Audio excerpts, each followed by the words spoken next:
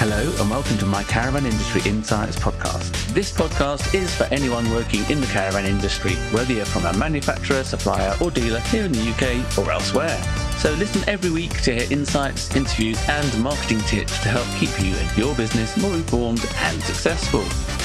I'm John Rawlings, a journalist and communications expert with a lifelong passion for caravanning and 20 plus years PR and events experience in the car and caravan industries. From starting in the editorial team at Practical Caravan magazine to working in the press offices at Vauxhall, Volvo and Volkswagen, and now in my own business specialising in the caravan industry. Hello and welcome to episode 14 of my Caravan Industry Insights podcast.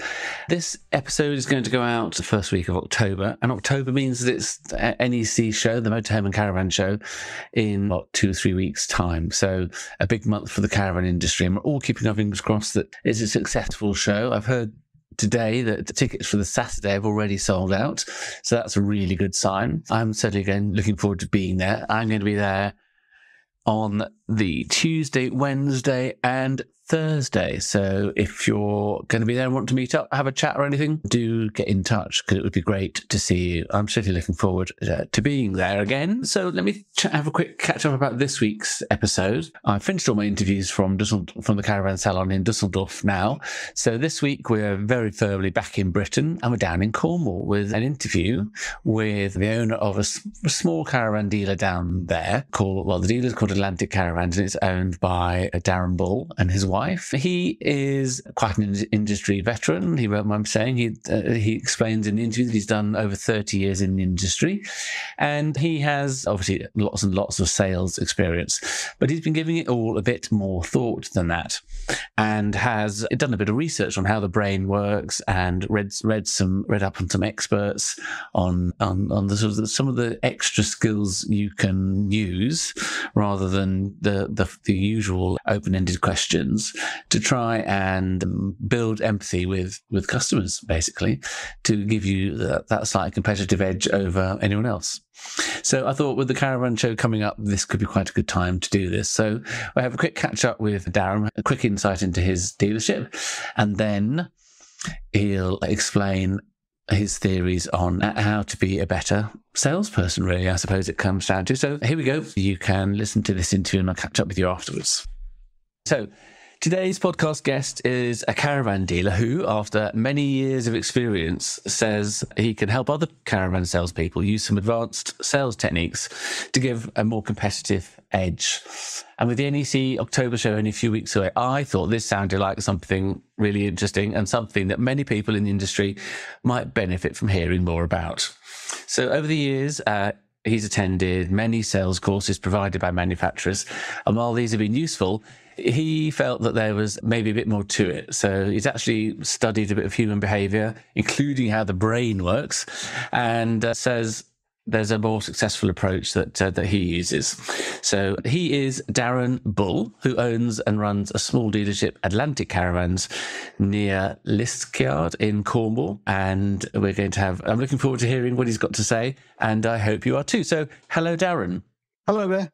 Thank you for joining my Caravan Industry Insights podcast today. Did I pronounce Liskeard in Cornwall? Nearly, yeah. We did it then, Liskeard, yeah. Liskeard. Yeah. It's got that rogue E in there. We're actually from Double Voice, and that causes much more trouble than Liskeard. So for those that don't know Cornwall, how far are you from nearest... Or Plymouth? Plymouth about 20 minutes straight down the A38. Okay. Most people know Trago Mills. We're about a minute and a half from Trago Mills. A lot of people know that. So are you nearer the south coast than the north coast? Yes, yeah. It's about half an hour up to the north coast. So it's a good spot to be in. So you must be busy in the summer. Yes, definitely, yeah.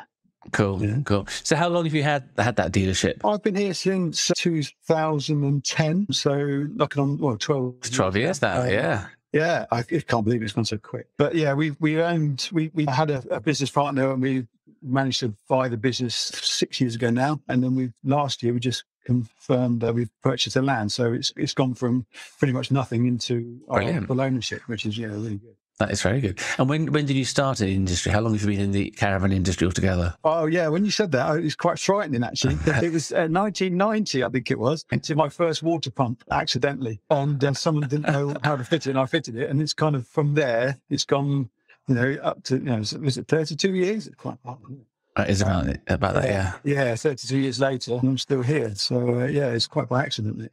And what made you set up your own place then, dealership then? I think it was just a need to do it. I think I moved from Mullicott to Stowford Farm Meadows in North Devon. Oh, yeah. And had fun with them. And then I just felt that there was nothing in this area and thought I wanted to give it a go. So that's what I did. I thought the risk of not giving it a go was greater than giving it a go. So that's what we did. Well done. Brave. It was, yeah. And give me an idea of the size of your dealership then. Have you got how many caravans could you fit on the forecourt? Well, we've just changed the forecourt around a bit. So I can fit about 25 to 30 sales caravans in. We've got a bit of a storage area for when we do servicing and things like that and for customers. So okay. It's big enough. Yeah. It is a good size. And there's two guys in the workshop, the one that work in the workshop, and there's me and my wife, Sarah, who do the rest of it. So it's not a big dealership. Yeah. But the good thing is we're in control of it, so it's manageable. Oh, definitely, yeah. Okay, and you told me that you sell some new, just one brand. Yep, we sell Sprite. Yeah, cool. Which we do well with. We did sell Swift, but as because we're a small dealership, as the range got bigger and the prices started going up, it got a little bit scary to have the whole range here because it put quite a lot of pressure on the business at certain times of the year, and it was a bit frightening. So to have sort of demonstrators of each model, I suppose. Yeah. And the space that would take up, I suppose. That's the other thing is the physical space of it. And so we went down to just Sprite, and it's been very good. Mm. And do you get a lot of passing trade in the summer with people on holiday and needing to come in and change their van while they're away? Funnily enough, no, we don't. I just thought you would. No, we've got a lot of seasonal sites down here. So even though a customer isn't from the area, sometimes you've got to check that you are selling to someone in the area, which I prefer to do. Right. We do get it. I've had it 2 or 3 times this year, but no, it's generally to local people. We do well out of Plymouth, and obviously we've got the rest of Cornwall. So although we're a small dealership, there's not many dealers down here, so we do have a large catchment area. Well, okay. So you mainly deal with used, some more used than new, do you? Yeah, definitely, yeah. Okay, it's going. How's business been this year? Is it obviously been a good time, but is it still good, or is it easing off a bit? It's easing off, but I'm not sure whether that's to do with the season. Obviously, this time of year, people start thinking about packing their vans away and things like that. It feels to me like it's getting a little bit like it was, back to normal now. Right. We've been offered quite a bit of stock recently. So, we were thinking of this tsunami of caravans was going to come back in from all the people that bought that were new to the industry. Mm-hmm. And then thought, actually, I'm going to go abroad again and come back again. But I don't think it is that. I think there's a lot of people that have just given up naturally. So we have got quite a bit of stock at the moment. Okay. Mm. And you've got half term coming up. Will that be a little spike in demand? It is. It's generally people coming in for water pumps and taps broken and. Oh, right. And, that's the kind of stuff we get from the holiday makers. Right. It's crisis management, really. They come in with a problem. Dear. Yeah. Oh, no, I can imagine. And so you saw lots of newcomers coming in to start caravanning for the first time, did you, in post-pandemic? Well, we did, yeah. And that still seems to be the case. I'd say probably 50% of the people coming in say, I've never had a caravan before. Wow. I'm new to it. Which is good. I enjoy those kind of sales because it started from scratch and it's good fun. And do they go new or used? Mixture? Mixture, really. I'd say used more so because it's not such a commitment. Obviously, it's a bigger commitment when buying new. Because when you buy used, obviously you can sell it for roughly what you bought it for. Whereas obviously with new, it's not like that. Okay. Yeah. So we're still getting quite a few people coming in that are new to it. And do you do a lot of marketing for the ship? No, I don't, because I've tried it all pretty much over the years. And I think the thing with Cornwall is everyone knows everyone. So the way we do the marketing is try to do the best job we can for the customers. So word of mouth. Word of mouth, yeah. And we do other people's warranty, which I think is a big plus because you can gain a customer. I think there's no point trying to spend thousands of pounds on advertising here and there, and then a customer walks into your dealership wanting something. A customer in need is a customer indeed. So, if they want something and you turn them away because they didn't buy off of you, I think it's quite short-sighted. So we think well with that. And actually, I try and go over the top with those kind of customers. That's good. And help them as much as I can. That's the marketing I do. I put the amount of money that I would probably put to marketing, I put to that. Okay. See it like that, really. And not even a bit of local PR or? No, I mean, I think the biggest thing I do is Facebook. So I'm on Caravan Sales website, and that doesn't work too well because we're so far away from everyone. But what they do is they scrape your website and put it on Facebook, and that really works. Yeah, I was quite excited when we were able to do that. I suppose it's a bit of a commitment doing it all yourself anyway, isn't it? Oh, it is. Yeah. It's good. Sometimes they stay on there a bit too long, but you still get the odd customer phoning up with a van that you've sold, but it still gets a phone call into the dealership. Absolutely. Cool. So let's talk about sales training then. You've obviously been in the industry a long while. What has been your experience so far? And then we'll talk about what you've been researching and developing yourself. Yeah. So, I mean, the reason I started looking into this was because I could see myself and some of my colleagues, especially at the show when we're all in together and it's quite a high tense environment. Yeah. You pick up things. And I noticed that people were doing things, and I was doing things that worked. And the traditional sales were don't ask closed questions. So you ask an open question, so you get an open response. That makes sense. Which is good, and it all works. And you've got to know your product, and you've got to know how to qualify. So that's all the basic stuff, and it all works. And that's what I've been doing for the years. Yeah. And all those things are good. But I noticed a few other things going on in the background that I thought, well, why did that work? And what happened there? And I can't understand why that customer came back to me and they didn't come back to someone else. And that got me thinking that there is more to it. And with these things, there is always more to it, isn't there? There's always more to it bubbling away under the surface of what's going on. And I've always been interested in psychology and how the brain works and that kind of thing. Okay. Yeah, and that's what kind of got me looking into it, really. Yeah.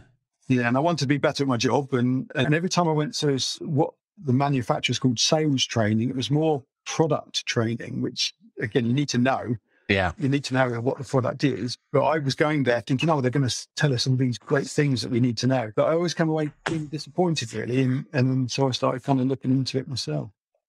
So what conclusions have you come to, and how much time and research have you put into this?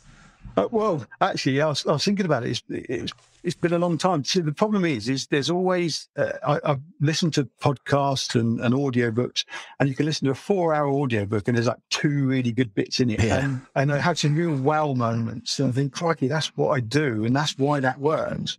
So it's taken me a lot of time to research it and then kind of put together the interesting bit. And once you start down the road, it kind of, like it is in YouTube, it leads from one thing. Oh, yes. You end up far down the line, and you've forgotten what I was thinking about. But I think it started when I've written a novel, and I was looking into how to keep the reader interested in page turning. Yeah. And I was watching a guy on YouTube, and he was talking about chemicals in the brain and the effects that dopamine and oxytocin have on a reader.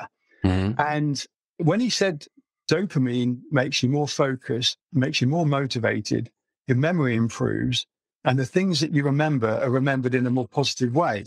And I thought, well, that's what we want for a customer. To, that if a customer's got that when we're talking to them at the show, that's going to be a positive thing. Yeah. And then oxytocin, you become more generous, and someone will trust you more, and they bond with you.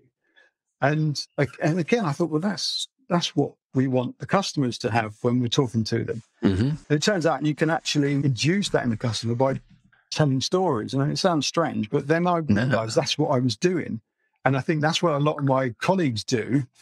Is it sounds strange to sell something telling a story, but you're getting that those benefits from giving a customer a dopamine hit, and it makes them feel good, so they remember you. So I always think you're not there to sell something; you help someone to buy, and that's quite a well-known trope, if you like. Okay, that's what we all think. The good salesmen aren't there to try and just sell you something; they're there to help you to buy something. That's a key difference, subtle difference. Yeah, it is. It's like a 2 millimeter shift from you're not just there saying, I'll knock your price down, or I'll better that price and that kind of thing. Yeah, it's a different mindset. That takes the pressure off the sell side of it. Yeah. It is. And that's kind of what got me thinking. And once I started looking at that, then I started looking at other stuff as well. So no, tell us more. This is getting interesting.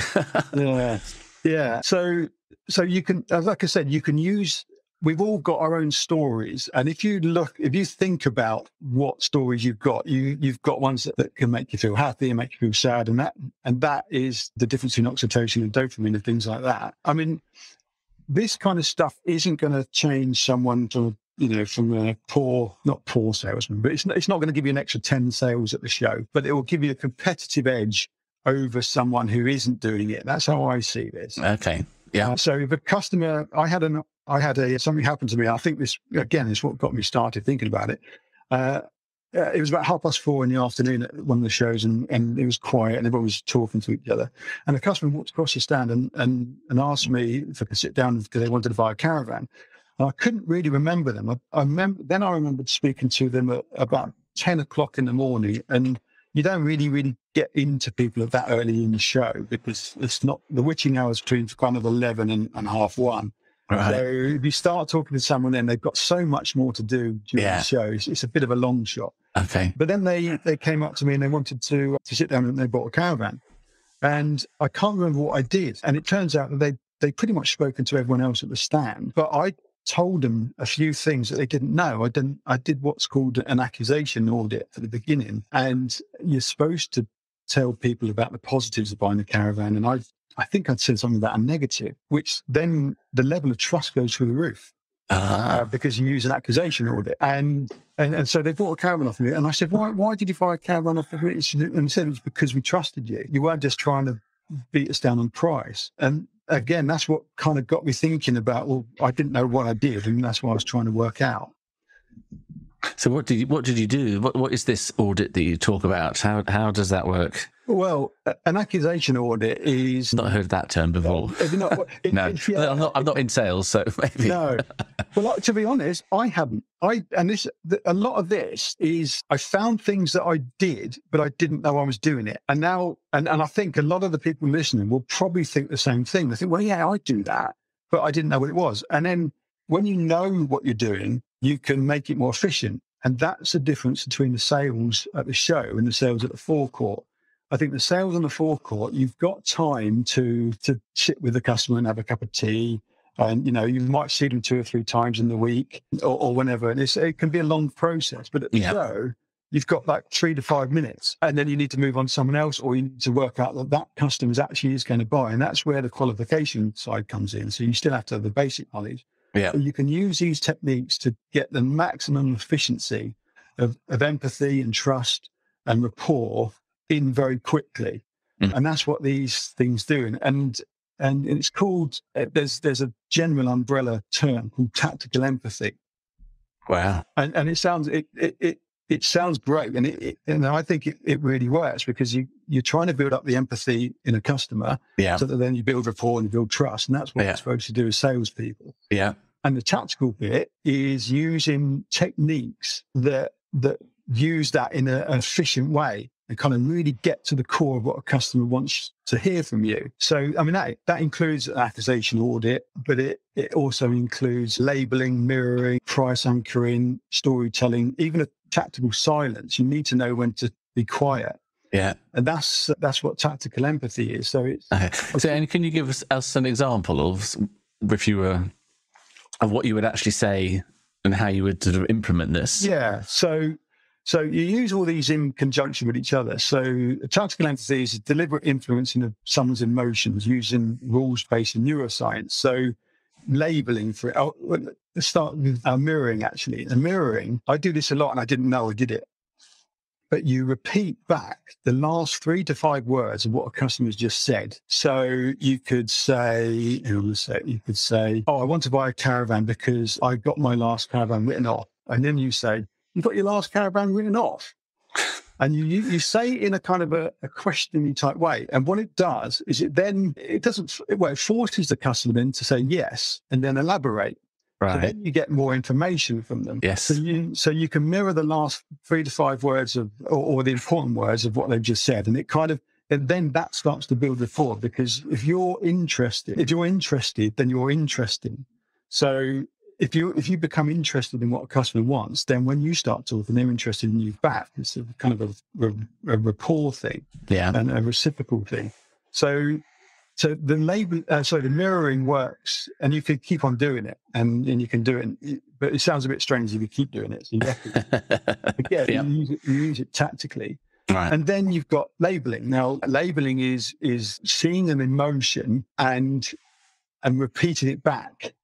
So it's very powerful. It's an observation of the feeling of others. So when you see an emotion or something in a customer, you can label it. So it starts with looks like, sounds like, feels like. So if you went, this was the one that I struggled to actually use. I had to practice it.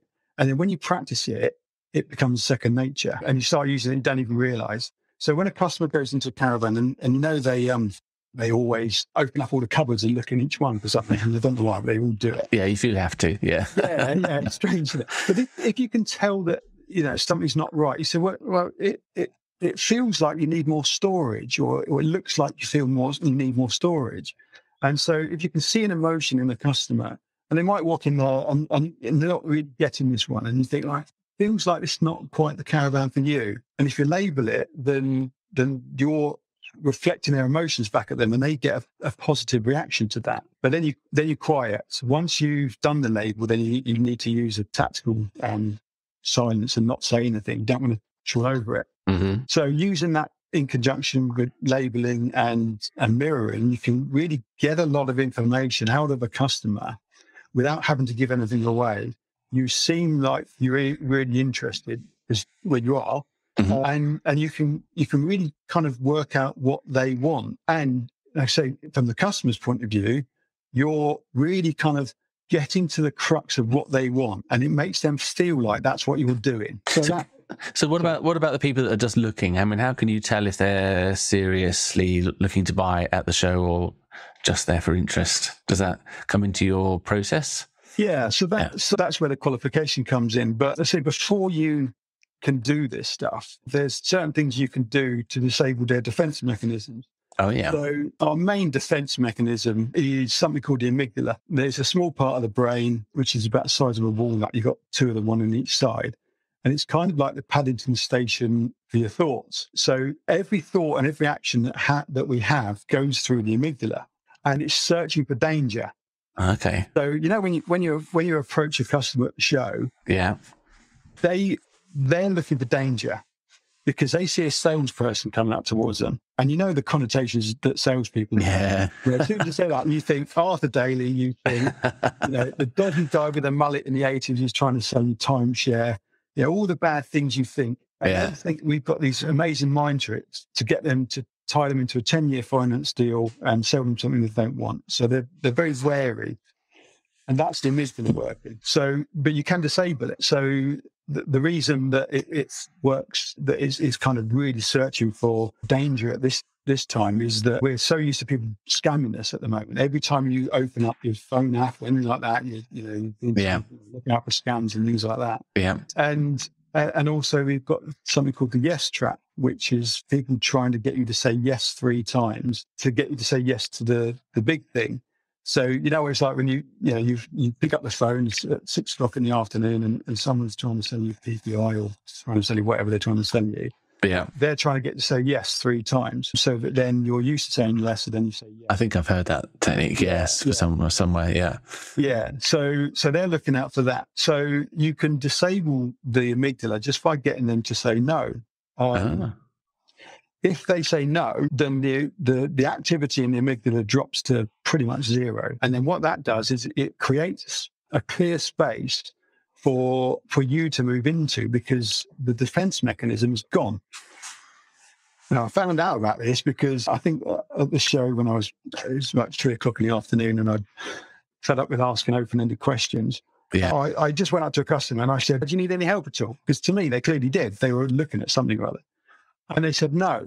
Oh, well, fair enough. So I stood there for 4 seconds and they asked me a question. And I thought, well, he just said no, they didn't want any help. Yeah. And it happened time and time again. And then the biggest wow moment I got was when I was listening to a guy called Chris Ross, who is a hostage negotiator, that's how he says it, he's in the FBI. And he said about this amygdala dropping once you say no. So what happened is I'd gone up to a customer. I said, do you need any help? They said no. The activity in the amygdala dropped to nothing. The defense mechanism had gone. And then the rational part of the brain, they've gone, well, actually, I've got a question. And because the defense mechanism in the emotional part of the brain had disappeared, the rational part of the brain then went, yeah, I have got a question. And they asked it. And then that got into a conversation. So where we've been taught not to ask closed-ended questions, to ask open-ended questions where you get, what do you think of this caravan? Then you get 20 minutes of what they actually think about it, which can be good, but it also can be bad because then you can be stuck there for 20 minutes. Yeah. That's no good, and that their daily range is better than ending in the stand. Yeah. Yeah. So I can imagine that. Yeah. It works, but using this other technique also works, and it creates a space for you to walk into. One of the other guys that I was reading, and he said that no is the beginning of the negotiation. Once you get a customer to say no, that's when their defenses have gone, and you can really you open up their mind. That's how it works. And so that you can use these techniques without doing that. But it's to me, it's like wading through treacle. You still have to kind of push through this defense mechanism that they've got, this amygdala. They're looking for the yes trap. They're looking for the hook. They don't trust you. It's like, what's he trying to do? But it's far easier for us to say no. And we enjoy saying no. And if you can get the customer to do it, again, it gives them a dopamine hit, which is also gives you the benefits I talked about earlier. So that's the crux to the advanced selling side of things. And there's a lot more to it as well. So you think I need a podcast for about 4 hours. Yeah. But when I've looked around caravans at shows and the salesman comes in, I think they normally ask, can I help you? And I say, no, I'm just looking because I'm not there to buy. Yeah. And so how they've already got me to say no, but then I suppose, does that then open more conversation? It does. I mean, this doesn't... Or maybe they've asked the wrong question. I don't know. No, they have asked the right question, but it's a percentage thing. So it does happen all the time. But it gives you, say, about 35% more people will start talking to you in that way. So it's not a clear cut, this is going to work and it's foolproof. It's just an advantage. So you can use it in conjunction with everything else. Yeah.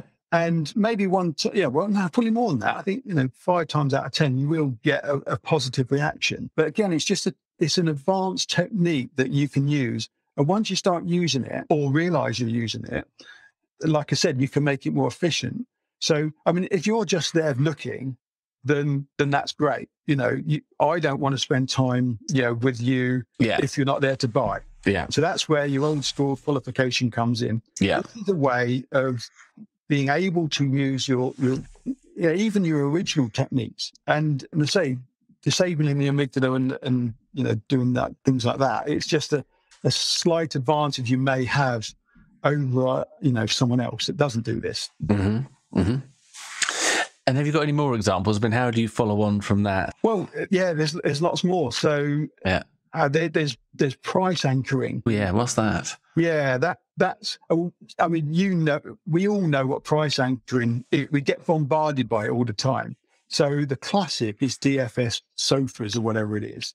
Now, you know the scenario. Yeah. They'll tell you that this sofa's been on sale for £2,500 and it's now only £600. Great. Yeah, look how good that is. Well, I mean, it's probably been for sale up in the Outer Hebrides for 10 minutes. For at the top price. £2,500. It's not really worth that. No. Yeah.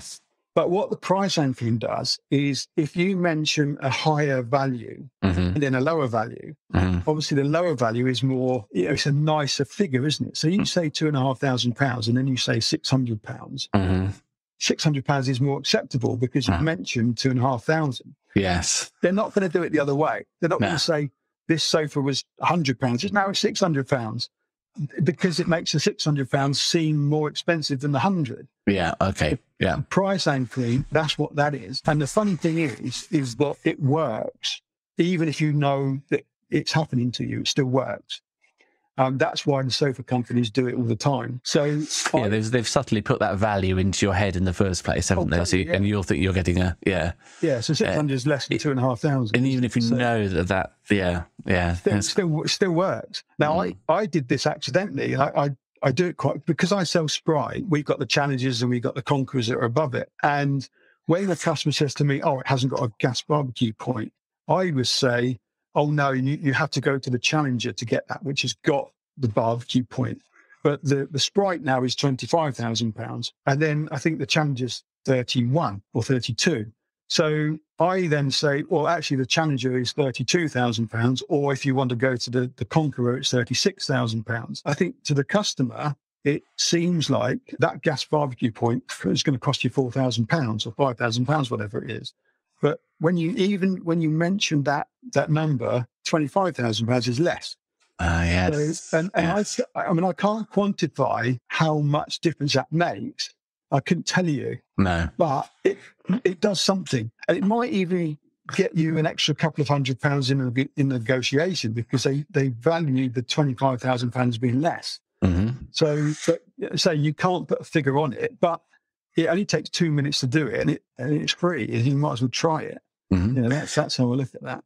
And when you messaged me the other week, there was one message you sent, and I just felt I had to reply straight away. Oh, yeah. And you said you'd use some technique in that, and I want to know what it was because it worked. Yeah, I did instinctively think, right, I won't do that later. I'm going to do that right now before. Did it actually work then? It did, yeah, it did. Amazing. I mean, I thought I'm going to risk this. I said, I thought I'm going to put the proof in the pudding, and I thought I'm going to do this and see what happens. I couldn't believe it when you Am I a sucker or what? No. It works. Well, yeah, it did. It did. It was very I've got it powerful. in front of me here. So have you? So I'd sent you an email. It was a week that you hadn't replied, and I'd been meaning to reply, and I thought, yes, I must do that. But it needed a bit more. It needed some time to put into it. Yeah. And And so I've got it. So I said, now I'll read it out. So, hi, John, you're probably going to think I'm being pushy. And as it looks like you've been busy with the show and with your podcast, I probably am. But I wondered if it was out of the question for you to have a look at my idea for a podcast. The reason I asked is because the more I delve into the subject, the more I seem to discover and the more exciting I get. And I'd love to know if I'm on my own in this thinking.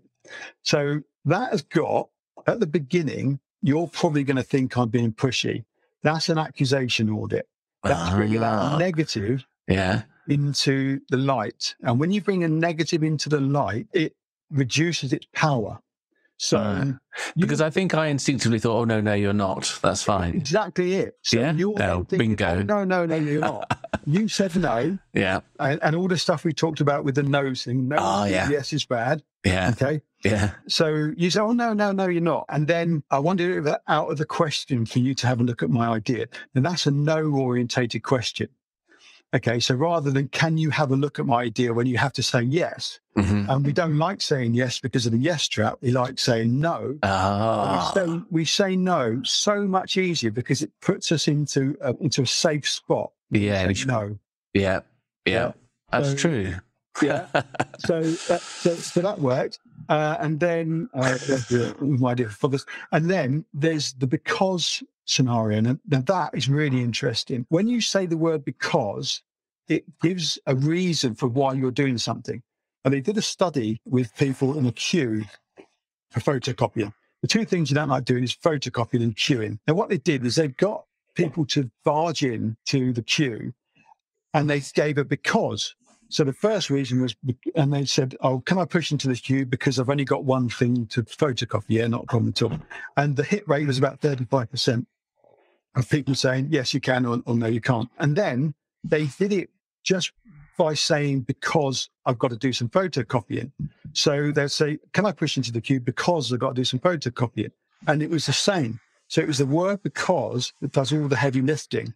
So the reason after it you stop listening. Once you've heard the word because, you stop listening to the actual reason, and it does a lot of work. Right. So that's why I use the because. So with those three things, you've got an accusation audit, you've got a no orientating question, and you've got a because, and you kind of felt like you had to answer it. I did. Yes, I did. Yeah, I couldn't believe it when it worked. You got my defences down. Yeah. I think at that stage. Yeah, That's why I was fascinated. yeah, and like I said, it was kind of you enjoy doing it as well because you're reacting to a positive thing that they've asked you to do. So it's just by framing it in a different way makes it more viable that you're going to do it. Yeah, because I obviously I'm not on a sales forecourt as part of my role, but if I email somebody, either it's asking them something or I've sent them a proposal, and then I want to do that follow up bit, which is the bit I always put off as long as possible because I hate the feeling of being pushy or whatever. And I guess a salesman would be in the same situation if they're in a dealership following up with people. So maybe they're just more hard nosed at it and get used to it. But you're saying with the clever use of clever questions, better questions, you can do it without feeling. Oh, yeah. No, you flip it from a yes orientated thing into a no orientated thing. So if people love saying no, and it's easy to do. So if you can flip the question from a yes orientated to a no orientated. Now, again, this guy, Chris Voss, I mean, if you're interested, it's worth having a look at. He says the best thing he says, say you're being ghosted or you're not getting reaction that you want. You can send an email and say, have you given up on X or Y? Now that then gets you to say, well, no, I haven't given up. So again, it's a no orientated question that you're trying to get them to say. Now, I didn't use that with you because I think it's a little bit harsh. I think that's more in the kind of the corporate business side of things when you're B2B selling and you're in a mix with lots of other people. But yeah, if you can flip the questions from yes orientated to no orientated, it gets a reaction from whoever you're trying to do it to.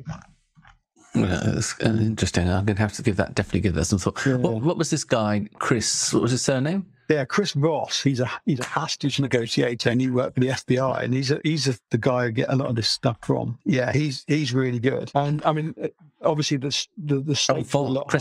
Chris Voss, VOSS. I found him on Google. I'll put a link in the show notes. Yeah. He's really good. Obviously, the stakes are a bit higher when you're dealing with bad people, but they transferred those skills into this. Yeah, thankfully, we're not dealing with a life and death situation potentially. No, we're not. No. But like I said, I realised that I was doing this stuff, and I realised a lot of my colleagues were doing this stuff, but just pointing it out means you can, like I said, you can really make it more efficient. And that's where the tactical bit comes in. You use it if you know you're doing it and you know how to do it. You can use it tactically and kind of really maximise its effect. Like I said, especially in the show environment, because you haven't got very long to get that across.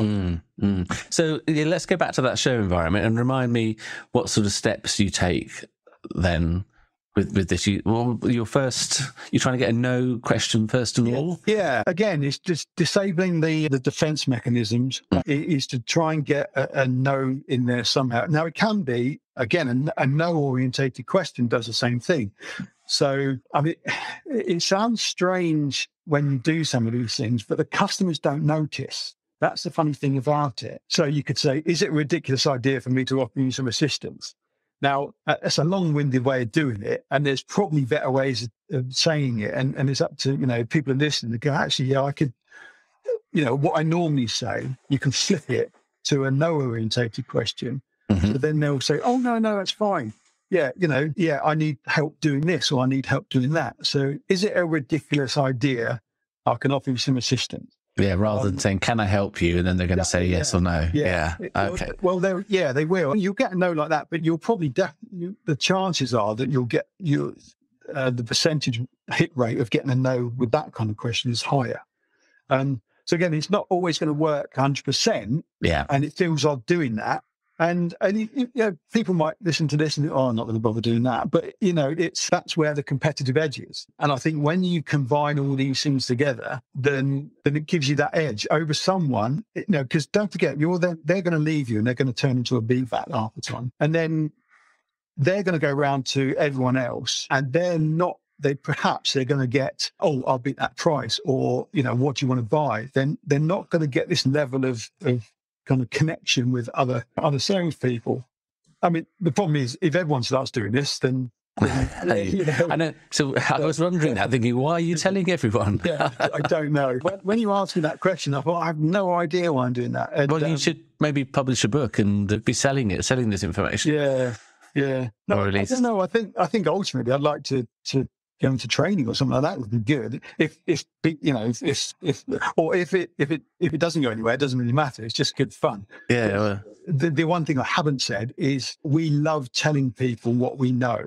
And so this is exactly what I'm doing. It's good fun, it's interesting, and you love important information to someone else that could potentially help them. I mean, it'd be great if someone actually did something like this and came up to me and said, "Yeah, actually, that really worked." That's all we're really, after doing it for, really. and how does it work on you? Have you noticed people talking to you and asking? Honestly, that's the biggest thing, is when you start knowing what these things are, you see it all over the place. Now, an accusation audit, it sounds big and posh, but it's like the end of 8 Mile when Eminem comes up and he tells his opponent rapper all the bad things about himself, which he knows that opponent rapper is going to then, was going to tell him. Then the opponent that he's having a rap battle against has got absolutely nowhere to go. So with an accusation audit, if you bring out a negative, it stops your opponent or your counterpart using it against you. They can't bring it out. It takes the power away from it. Now, a customer came in the other day, and it was Saturday afternoon, and it was hot, and I was bothered, and I'd had a long day, and I was going out in the evening, and I was just picking up, and this customer came in, and he's a lovely fella, but he's one of those customers that is going to be there for ages. He'll take 10 minutes telling you something you could told you in 3 seconds. Yeah. And he did it to me. He said, it was classic. He said, "I expect on the last version that you want to see at 4 to 5 on a Saturday afternoon." And that is exactly what I was thinking. That's an activation audit. And of course, what did I say? I said, "Oh, no, don't worry about it. Come in, and let's talk about what you wanted to talk about." If he hadn't have said that, I'd be stood there thinking, "Oh, crikey, I want this guy to go." But because he'd done an accusation audit on me, it brought it out into the light, and it took it from a 10 down to a 4 or a 3. But it still felt like that, but nowhere near as potent. All right. So and I was giggling, and he said, "What's the matter?" I said, "Oh, don't worry about it," because I'd noticed what he'd done. Yeah. So you'll see it, once you know these things, you'll see it everywhere. It's strange. Wow. I must say, when you first contacted me, I thought, well, he must have a book that he's wanting to promote. But no, you're just wanting to share. Oh, yeah, it's just good fun. And I don't know. Like I say, it's lots of different areas into one thing. You've got a guy called Robert Cialdini as well. He's done a book on persuasion. Actually, that is, again, it's all really interesting. This persuasion I've used, and I didn't know I'd used it. Now, with what's been going on in the industry, we know that we've had a shortage of stock, and we know that we can sell caravans pretty easily. Now, I've had customers come in and pretty much tell me that and say, "Oh, I expect your stock's low, and I expect you haven't got many caravans to sell." And I said, "Yes, we've only got a small amount of new caravans to sell. So unfortunately, we're not able to knock any money off because we've only got a small amount of stock that we have to make profit on." That is what he was calling a persuasion. So if you start to sell a customer a caravan, obviously they're going to ask for money off, and that's further down the line. They're going to say, "Oh, what can you knock off?" or something like that, and that's where it's going to go, because they always say that. They've done the time immemorial. So when I have already told them in a safe environment that isn't trying to go against what they want you to do, they then say, and I had this the other day, they said, "Oh, I don't suppose you can knock any money off then?" And I said, "Well, no," because I'd already told them in a safe environment about 2 hours before that I can't do it. So you can kind of set your stall out early on in a non-confrontational environment persuasion. Yeah. And it's been easy recently because, I mean, I would have thought people listening have had that, because it's been in the media, it's been in the press that we were running out of caravans and there's not enough available. And so I did that without knowing it. And then when I got to the negotiation, it wasn't even a question. They didn't even ask for any money off. And they told me that I couldn't knock any money off, because I'd persuaded it earlier on in the conversation. So again, all these things, you can think how to do them. And there might be people out there who've got far better ways of doing it than I have, but you've got to start thinking about how to do it. So, I mean, empathy definitely makes a huge difference. I've worked in the car industry for 15 years, and I know that we can do all the PR and marketing we want to get people to walk into that showroom and footfall of getting them in there. But if they walk in there and don't get a good experience, it's all gone to waste. And yes, I think that, apart from customer service, that getting that empathy with the customer. I said it worked for myself. Last time we changed our car. We went to look at one car and ended up buying a completely different one because it was a multi-brand showroom. And to be honest, we just didn't click with the first salesperson. And the next one, just whether he was using this technique or not, I don't know. But we just felt more relaxed and we ended up buying a car we didn't initially have on our shortlist at all. And that's because now we all think that we buy rationally, that we get all the information and we put it all into our minds and we make a rational decision based on logic. Yeah. So you look at your all your specs and your prices and all this kind of stuff, and then we then buy making a logical decision. But we don't. What we do is we buy with emotion and we justify with logic. We definitely buy with emotion. When it comes down to at the end, and then we justify with logic, but we use confirmation bias to do that. So I've got a Ducati 1198, and I've used some very dubious logic to justify it. So, there's no reason for having one. It just looks amazing. And I thought, I've got to buy it because I can go and look at a caravan, which I did do some of it. It's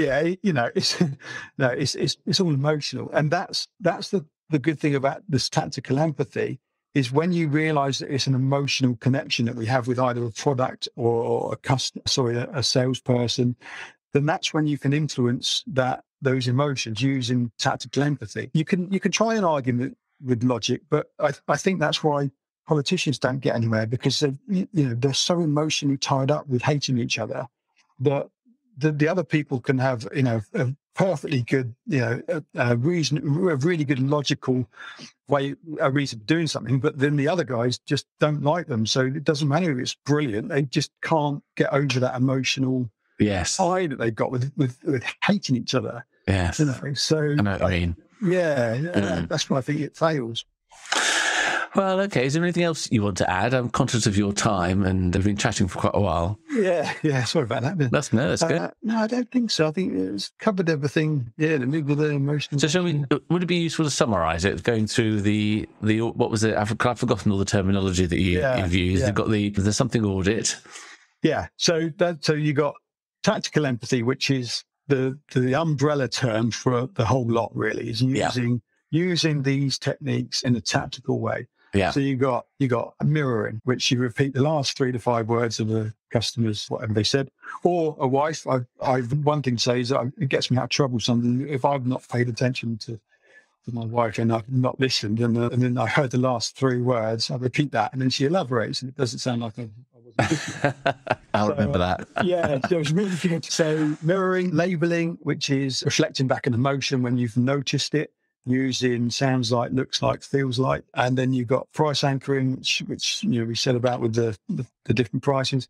Accusation audit. Actually, just to say, I think the one thing that I do all the time with an accusation audit, especially at the show, and I don't think other people do it, is because I'm down in Cornwall and say I'm speaking to someone in Essex, I will tell them that if they buy off of me, there may be a problem.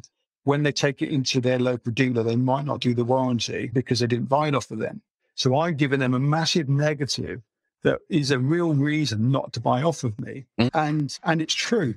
Now, what I don't want to do is get 4 hours down the line and then we've sat down, which I've done plenty of times, and you're talking about price. And then they go, all right, okay. So what about warranty? Can I take it to my local dealer? And then I'm like, oh, crikey, that's just scuppered the whole lot because nine times out of 10 they can't, because most, a lot of dealers aren't as proactive as I am with dealing with other people's warranty. So that accusation audit, I get that in early, because if it is a big problem, I don't want to waste 4 hours with someone, when it's a problem. But what it does then do is, if it isn't a problem, say they have a local guy who isn't a dealer that they deal with, that accusation audit has built my trust level through the roof.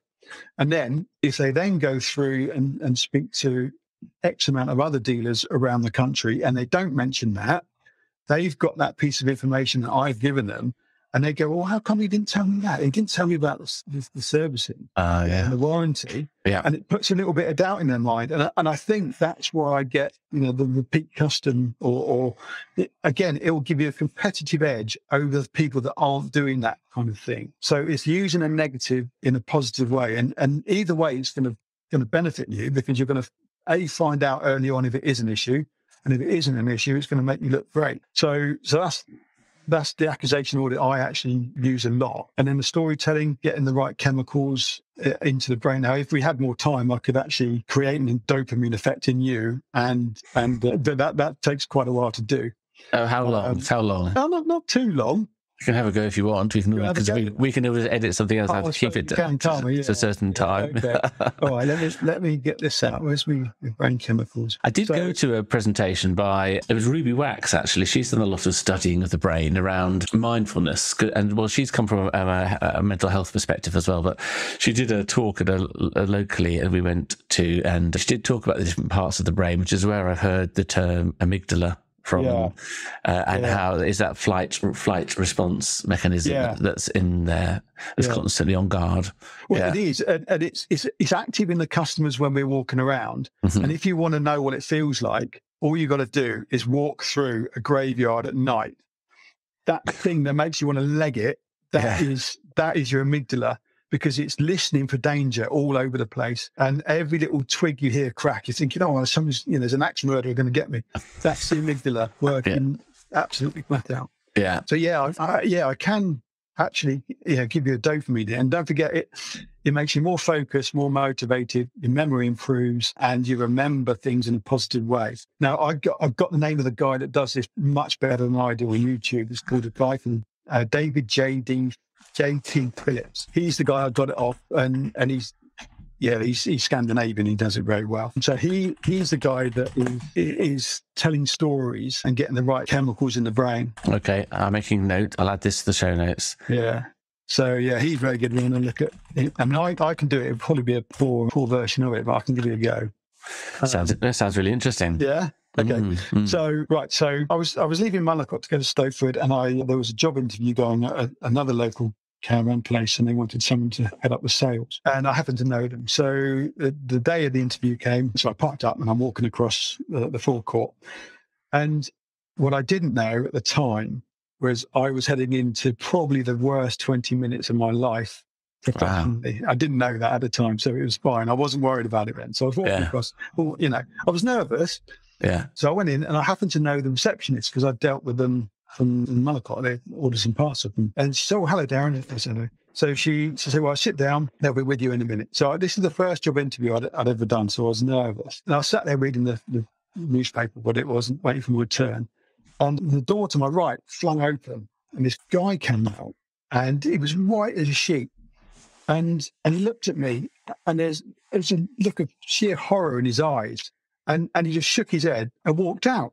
I was going, crikey, what's going on there? And the door closed after him. And I looked at the receptionist, and I walked over and said, "Well, what's going on?" Because I said, "It's awful at the moment." I said, the management of actually started to employ people, and the boss doesn't like the fact that they've been employing too many people. So he's come down to oversee it. Now, the job interview that you're going for, he doesn't want anyone to have it. Right. So he's there, and he's basically, she said, he's scuppering all these interviews. So he's ex-military, and he's going really hard on these candidates. And that's a third person to come out. I'm like, crikey.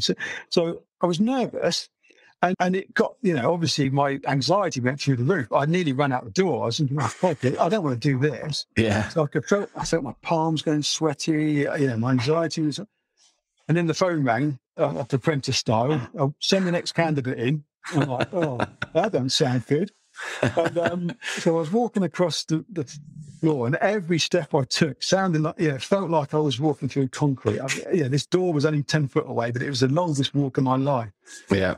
So I walked over and I put my hand on the doorknob, and I was just about to turn it.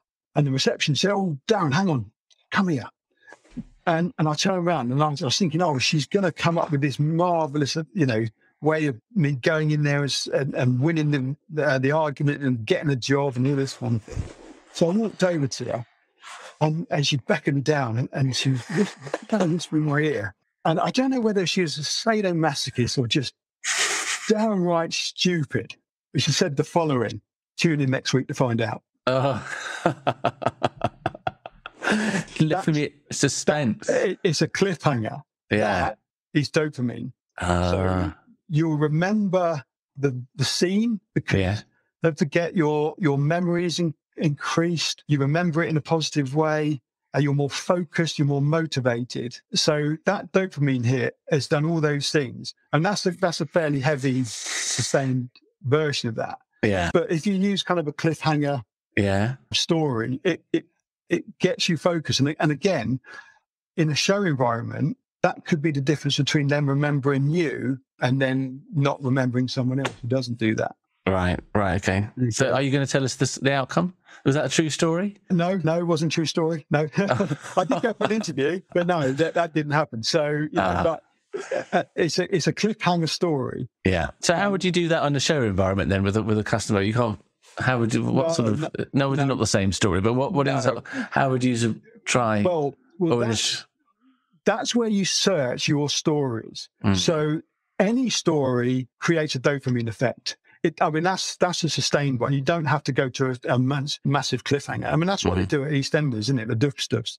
Yeah. And they always feel that just before an ad break. Yes. Give you a cliffhanger, and that's a dopamine wanting you to, you get motivated to go through the ads. Yeah. So any storytelling creates a dopamine effect. So you can, again, it can be a story of how a manufacturer has gone through the process of creating their construction method, anything like that. So if you use stories to captivate an interested customer, then it's giving this dopamine effect where they're more focused and motivated and their memory improves. Now, you don't want to do it too much because it's not about you, it's about the customer. So you have to use these again tactically. And if you search your memory base of stories, I mean, we've all got them, especially if you've been doing it for a long time in the caravan industry, you'll have a story that fits in certain ways. And then what you have to do is look out for when that's appropriate. So it has to be in context. So you can't just tell that story if there's no context to it. So that's a dopamine. I mean, there is an oxytocin one, but it's oxytocin makes you more generous. It makes them trust you, and it makes them bond to you. Now, oxytocin, it's a harder thing to get into a customer. I mean, I can do that if you want. It's up to you. Why not? That sounds good. Yeah. Right. This is going to be interesting. Right. So remember, oxytocin makes you more generous. They'll trust you more, and they will bond to you. Right. So here we go. So it's about my daughter. She's 24 now. It was when she was 7, I think. We found out my wife she was pregnant, and so Alea was going to have a brother or sister. Of course, she wanted a sister to play with. So she was very excited. She was picking out colours for the nursery, and she even went through her little toys she found her a little fluffy duck that she put on her pillow to wait for her to come. With this kind of course, she wanted a sister to play with. She didn't want to worry about a brother. Anyway, the second scan came along. We went to the hospital. And Sarah was on the bench and looking at the monitor at her end, and we were looking at the monitor this end. And the nurse put her thing on that, put the stuff on, Yeah. And she was looking around, and I could see the image come up. And I thought at the time, she'd taken a bit of a while finding what she was doing. And then I saw a look in her eyes, and I thought, oh, this isn't good. And there was a moment where I realised what had happened. And she looked at me and I looked at her. And then I looked at Sarah and I wanted that moment to freeze. I didn't want anything more to happen. I didn't want to have to tell her what I thought I knew. I wanted to protect her. I mean, it was only a fraction of a second, but it seemed like an hour. And then the nurse said, "Oh, I'm sorry, I've got some bad news. I'm going to have to get the doctor." It was all a bit of a blur after that. Turns out there was no heartbeat and we'd lost the baby. Wow. And it was a bit of a blur all the way home. Was horrendous. And then I thought, I've got to tell Alea about this. And so we got home and I told Alea, and it was horrible. And now you've got lots of oxytocin running through your body because it's a sad story. Yeah. And because I've imparted something like that, I mean, that's a sustained hit. You don't really want to go that far. But you become more generous. You will trust me more because I've imparted a sad story towards you, and you bond with me. So that's what that is. But I mean, the good news is that about 18 months later, she got her sister, and I think after about 6 months, she wanted her to go back again because obviously she didn't, she had the crying and the nappies and the smell and everything like that. Yeah. But she kind of, after about 6 months, she lost. The novelty wore off. The novelty wore off, yeah. So that's oxytocin. Now, I have used that oxytocin effect. Not that, because I think you'd be an emotional wreck after doing that all day at the show. Yeah. But it's just a story of loss. And actually, I do use it quite a lot, and I didn't realise I was doing it because there was, when people start talking about hitch locks and they talk about hitch assemblies and things like that, the AKS stabilizers, they'll ask me, do I need a hitch lock, or, I've got a hitch lock, will it fit, and is it important? And I tell them, well, actually, I had 17 hitch locks, a hitch assembly stolen from my forecourt last Christmas, or the Christmas before actually, and it's a story of loss. And every time I tell it, it's really annoying, and it is a story of losing something and feeling annoyed about it. So I had 3 or 4 guys obviously come in, and I live on the premises, so I'm overlooking the forecourt, and they must have been down there 3 or 4 hours unbolting all my hitch assemblies, chucking them over the wall and running off with them, and they're probably on eBay.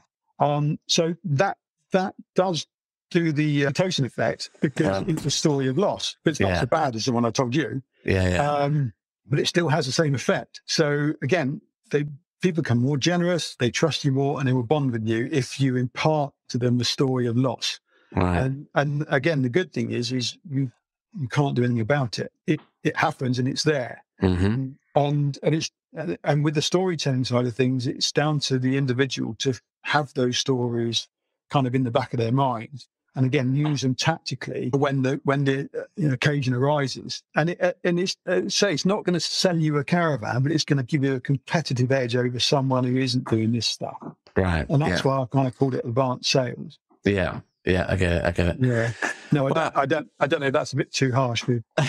Well, there's a lot to this. So this is what makes the difference between a more successful salesperson than the next person, really. It's just using I think so, yeah. And as I've said, it's a lot of the people that will probably listen to this, they do it already, and they'll recognise a lot of it.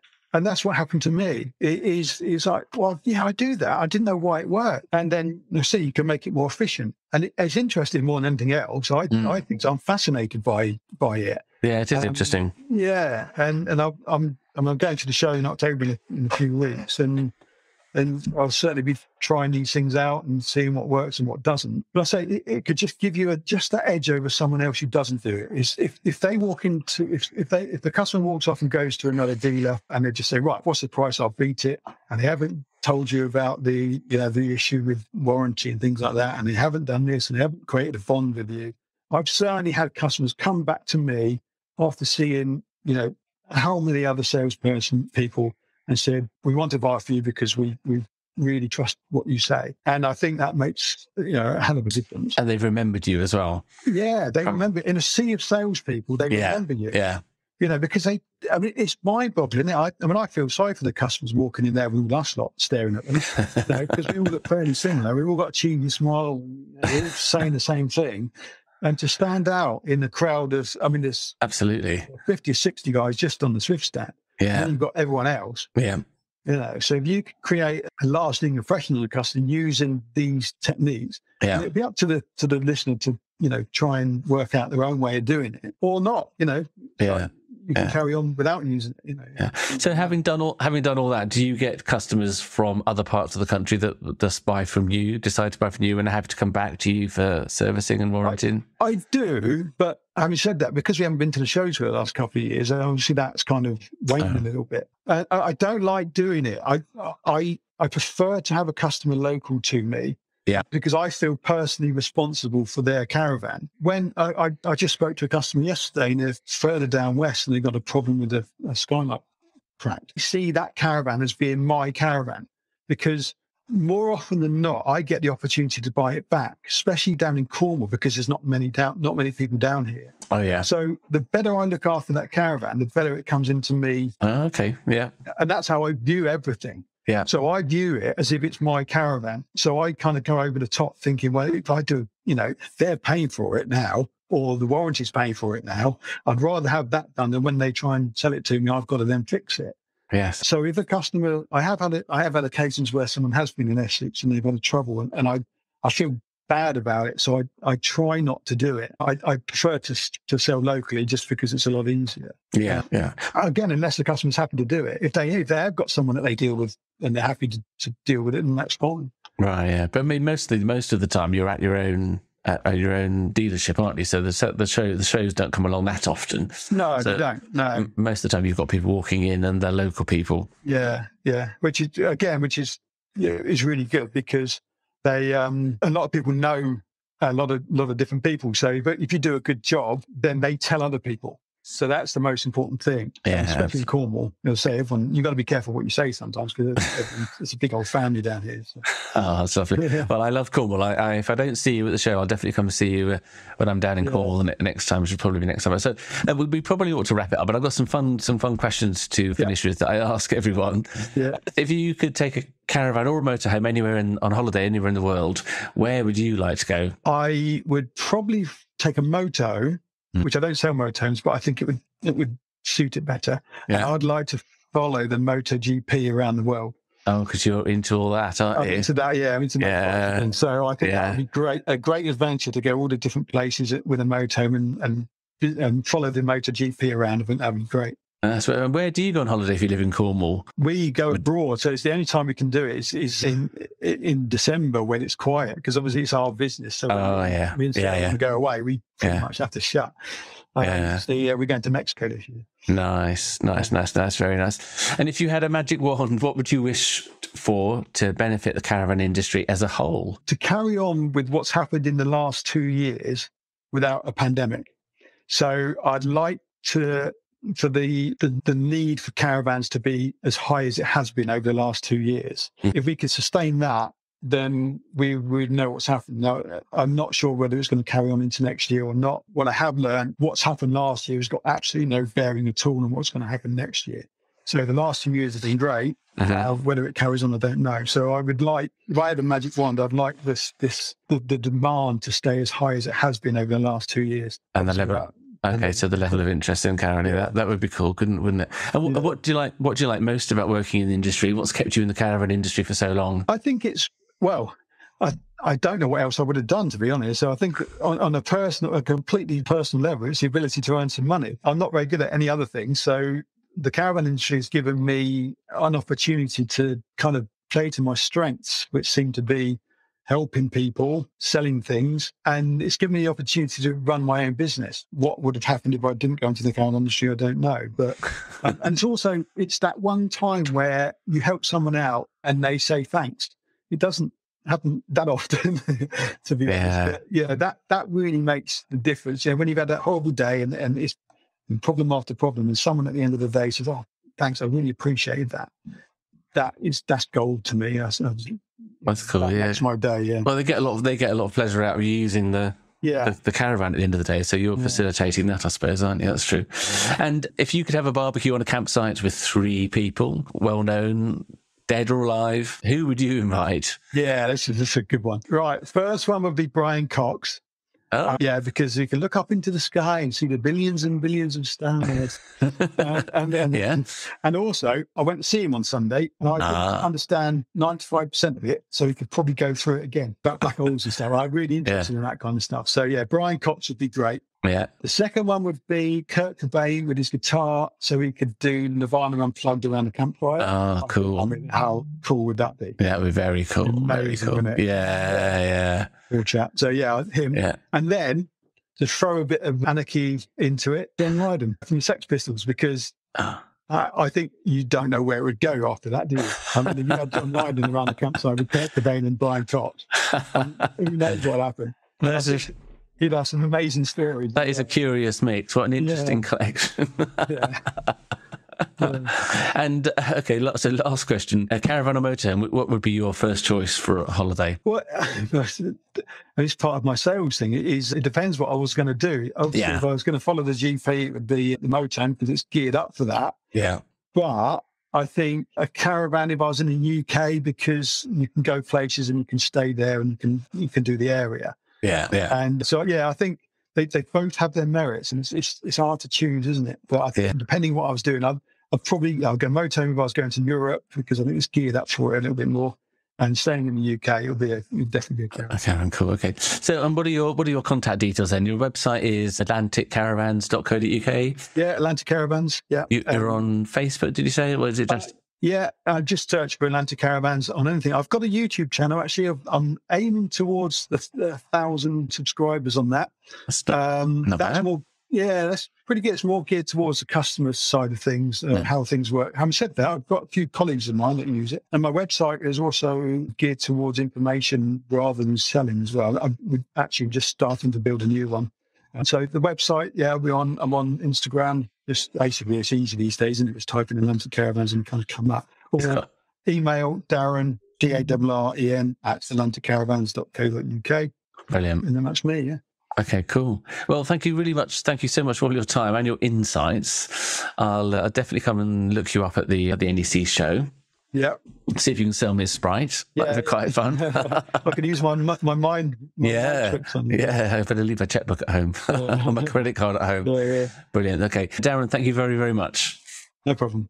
So I hope you enjoyed that interview with Darren. It's quite a long interview this week. I hope you're still tuned. I'll keep this brief because you've probably got another podcast to listen to now. But that was I thought was very interesting, actually. And obviously something I need to maybe pay attention to in my own conversations with people sometime and messaging, etc. So quite fascinating. So that's it for episode 14. But next week in episode 15, we're also back in the UK, and this time talking to the owner of a smallish caravan site up in Cheshire to hear all about the ins and outs, ups and downs of running a campsite in today's climate, especially with rising costs of everything basically, not just utilities. So that's a really interesting interview to look forward to next week. So that's all for now. I will speak to you very soon. Thank you for listening, and please subscribe. Thank you. Bye. Thank you for listening to this podcast. I really hope you enjoyed it and would really appreciate it if you could share it with as many people as possible. Even better, please give me a 5-star review in iTunes. It'd be a great help. If you'd like me to interview you, want to suggest someone to interview, or interested in sponsoring this podcast, or want to get in touch with me for any reason, please drop me a line at john@rawlingscommunications.com or message me on Instagram at rawlings_comms. Thanks very much. Bye for now.